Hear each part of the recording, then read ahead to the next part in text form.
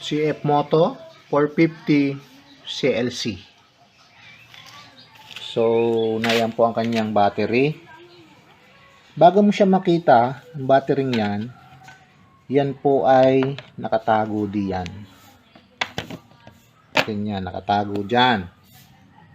Tapos,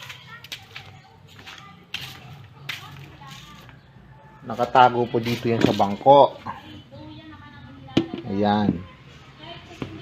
Meron dyan nakatornilyong lagayan.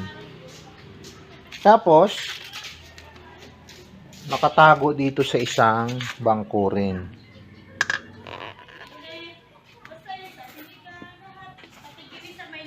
Ganyan. Tapos, Allen wrench siya dito. Ang kanyang tools na Allen wrench at saka dalawang open, nakatago dito sa loob. Diyan, sa loob. Yun. Kaya, para mabuksan mo siya, kukuha ka ng isang extra Allen wrench kung saan ka pwedeng kumuha. Kasi ito yung kanyang tools, nandun yung sa ilalim.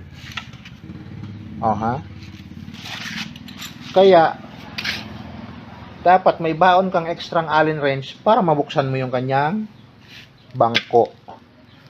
Kakaiba? Ibang klase ang kanyang design.